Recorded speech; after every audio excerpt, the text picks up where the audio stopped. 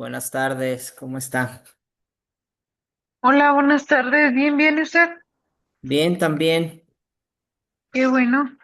Sí. Bueno, ya vamos a finalizar con la última sesión de química. ¿Cómo está? ¿Cómo se sintió con sus actividades? ¿Ya, ya checó su calificación? No he revisado exactamente la calificación, pero pienso que voy bien. Creo que me equivoqué ahí como en dos preguntitas de los exámenes, o no recuerdo, Así pero es. creo que no tengo calificación mal.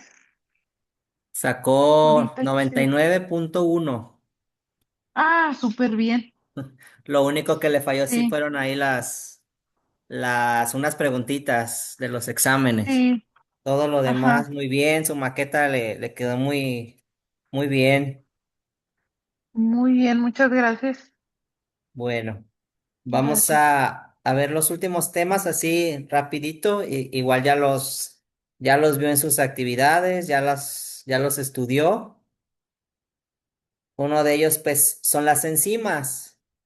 Las enzimas pues son proteínas. Todas las enzimas son proteínas que van a actuar como catalizadores. Es decir, su función va a ser acelerar reacciones químicas.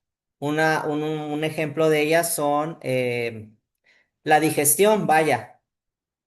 Consumimos alimentos, se activan enzimas que van a desbaratar los alimentos para que puedan ser digeridos de mejor manera por el organismo o donde se requiere digerirlos.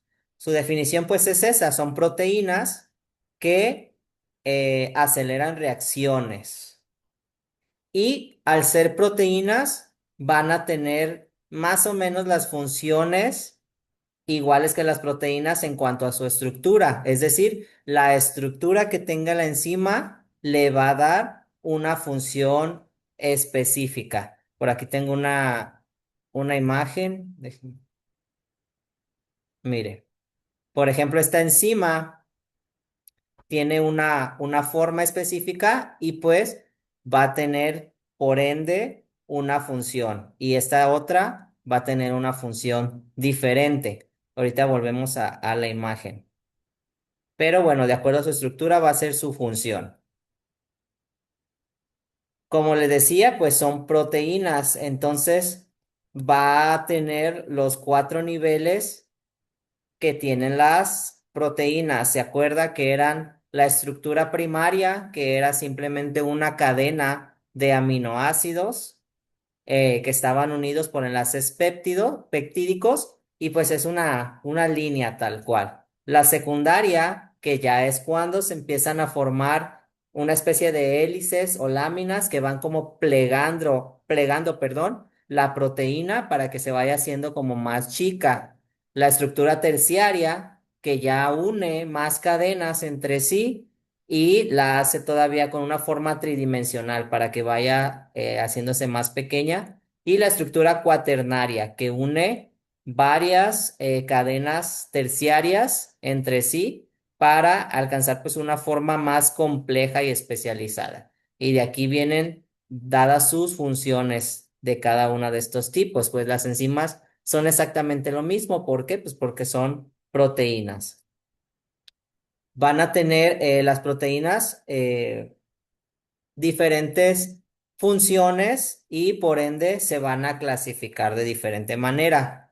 Su nombre va a estar dado de acuerdo a la función que van a realizar. Por ejemplo, oxidorreductasas, que estos ya me hicieron un esquema con la clasificación de las enzimas. Oxidorreductasas van a ser aquellas que van a transferir electrones en reacciones de oxidación o de reducción, donde viene el oxígeno y oxida al producto o al sustrato que tenga o reduce oxígeno de acuerdo a lo que se necesite. Luego tenemos las transferasas. Este tipo de enzimas lo que van a hacer es transferir grupos químicos de acuerdo a la función o a lo que se necesite. Van a transferir uno u otro grupo químico pues para actuar, para hacer alguna función en las rutas metabólicas. ¿Se acuerda que al principio les enseñé el dibujo del ciclo de Krebs y ahí se veían algunas enzimas que transferían grupos para pasar al siguiente paso del ciclo de Krebs? Pues eran transferasas y más o menos siempre tienen su nombre del sustrato que agarran y se le agrega la palabra transferasa para saber que lo que van a hacer es transferir ese grupo. Luego tenemos las hidrolasas, que son las que se encargan de romper los enlaces a través de la adición de una molécula de agua. También les puse el ejemplo de cómo les puse un disacárido que era formado por una molécula de glucosa y una de fructosa. Venía la enzima y añadía una molécula de H2O y eso hacía que se rompiera el enlace y se separara en dos por acción de estas enzimas. Y luego tenemos las liasas que van a romper también enlaces químicos, pero estos sin introducir agua. Esto se hace mediante otros mecanismos, ya sea de adición o de eliminación de algunas moléculas o de algunos grupos químicos también para romper esos enlaces. Déjenles, muestro la imagen. Mire, aquí vienen estos ejemplos. Entra un sustrato, que este sustrato está formado por, pues, como quien dice, dos estructuras. Ve la enzima que viene el sustrato que le corresponde. ¿Por qué? Porque encaja como una llave a una cerradura. La enzima viene siendo como la cerradura, viene el sustrato, se une al momento de unirse y dice, ah, sí encajo aquí, aquí debo ir. Este hace la acción, que en este caso es romper, y luego libera el producto, que en este caso se liberaron dos productos. ¿Sale? A lo mejor aquí también hubo liberación de alguna otra sustancia, pero en sí lo que hace la enzima es esto. Aceleró este proceso de separación o de rompimiento del enlace entre estos dos, entre este compuesto y lo separó en dos. Esta otra enzima de abajo viene también dos sustratos, pero vienen separados. Y se fijan, pues que sí, que corresponden a esta enzima. Esta enzima es en la que se van a, a meter, por así decirlo, ¿no? A esta cerradura. Bien, vienen estas dos llavecitas, se unen, ay, perdón, se unen a la enzima y entonces la enzima también lo que hace en este caso es unirlas y a partir de dos sustratos generar un solo producto. Y esto es lo que realizan en sí las enzimas. ¿Sí se entiende? ¿Dudas, preguntas? Sí, no, todo bien. Muy bien.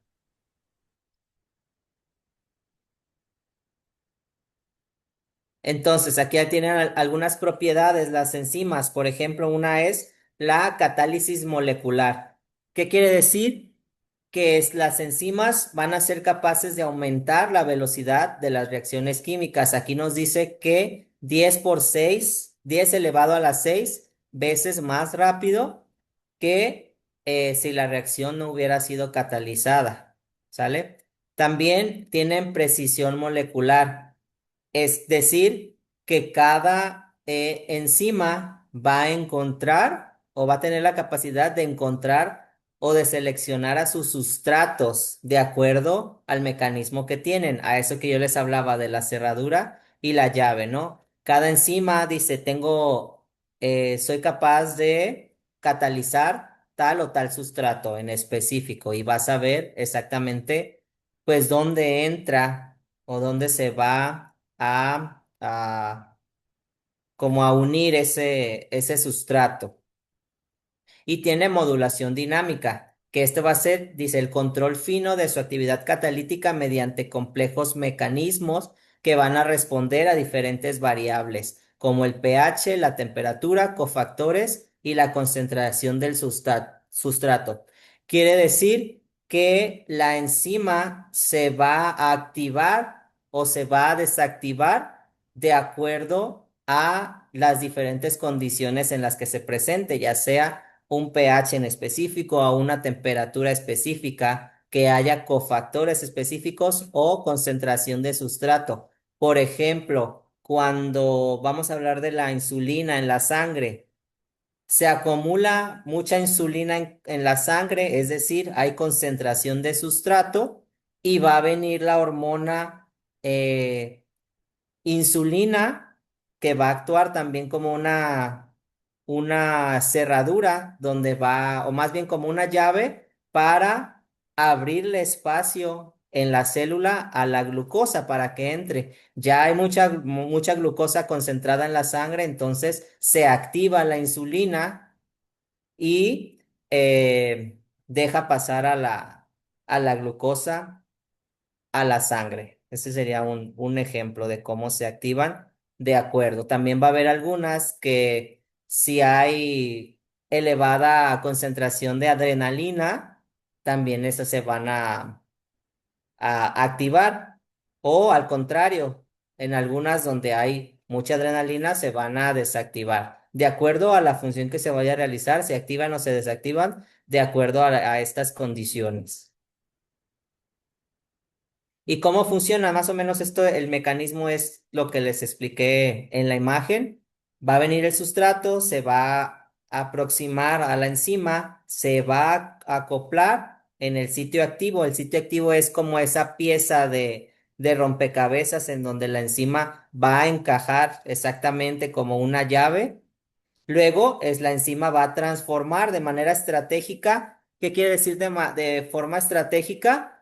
Pues que de acuerdo a lo que se requiera va a realizar alguna función, ya sea reducir, es decir, separar, unir, romper enlaces o unir enlaces de acuerdo a lo que se requiera, ¿no? Y eso pues va a hacer que se reduzca la energía que se necesita y que se catalice la reacción química. Después, ya que realiza su transformación de acuerdo a lo que se requiere hacer o la función que tenga en específico cada enzima, se va a desprender el producto, ya no va a ser sustrato, entra como sustrato, pero al salir va a salir como producto. Y ya sea como un producto que se unió o dos productos que se separaron. Y esa enzima ya va a quedar liberada para que venga otra vez otro sustrato y pueda realizar otra vez esta función.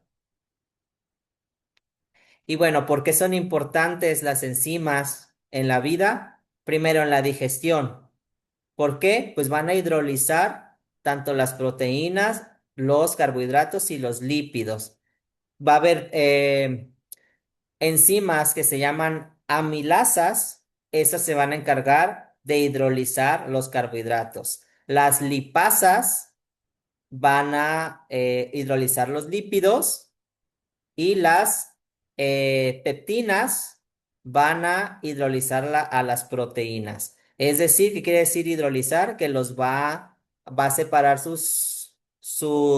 va a romper sus enlaces para hacer las moléculas más pequeñas que nuestro organismo pueda digerir más fácilmente para absorber de manera más eficiente los nutrientes que necesita. En la fotosíntesis también van a catalizar reacciones como la fijación del carbono, la liberación del oxígeno y van a transformar esa energía del sol en una energía mecánica que podamos o que pueda ser utilizada. En cuanto a la replicación del ADN, pues van a haber enzimas llamadas ADN o DNA polimerasas que van a hacer que la replicación de la materia o de la información genética pueda ser, vaya, replicada sin ningún error. Es decir, que se repliquen. Veíamos cuando vimos los aminoácidos, que veíamos cómo se formaban los aminoácidos que eran el ADN estaba formada por esas cadenas de nucleótidos. y que todos tenían como un código, una G, una A, una U, otra G, otra A, así, una cadena lineal. Entonces, estas enzimas van a hacer que esa cadena se copie de manera idéntica en el ARN para que pues no se pierda ninguna de la información genética de los individuos. Y en la medicina también se están utilizando las enzimas para los tratamientos, para realizar un diagnóstico más preciso de las enfermedades. Y pues en sí sería eso lo de enzimas. ¿Alguna pregunta hasta aquí? No, todo bien.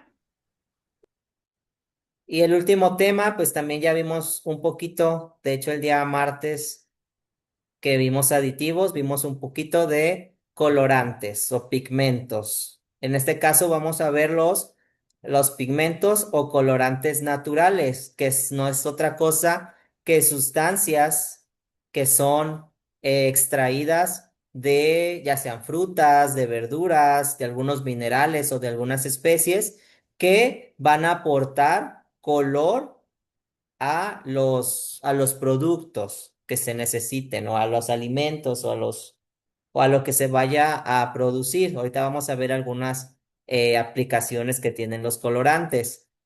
Primero, pues son pigmentos que se extraen de plantas o de minerales. Se utilizan los métodos para extraerlos, pueden ser desde el prensado, la maceración o la destilación. ¿Sale? Y pues tiene muchas aplicaciones. Se puede aplicar, perdón, en la alimentación, en la cosmética, en la farmacia e incluso en las industria textil.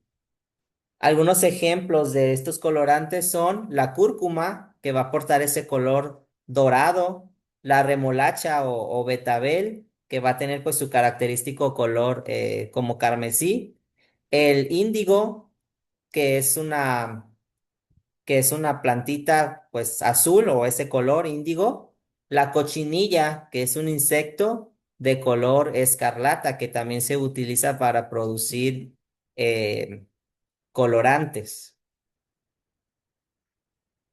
¿Cómo se van a clasificar? Pues de origen vegetal, todos aquellos que vengan de frutas, de verduras, de especias, de flores y de raíces. Algunos ejemplos, la cúrcuma, la remolacha, el azafrán, la paprika y el añil.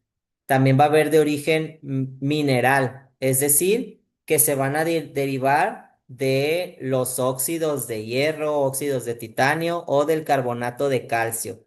Y estas también se utilizan en la industria alimentaria, pero también en la industria cosmética. Y tenemos también de origen animal. Ya hablábamos también que hay que cuidar bien lo que leemos en las etiquetas, porque si contienen colorantes de origen animal, pues pueden ser que no puedan ser utilizados por las personas veganas o por personas que tienen ahí alguna condición. Un ejemplo, pues, es el de la cochinilla, que le da el color rojo y se usa también en la industria alimentaria y también en la industria cosmética.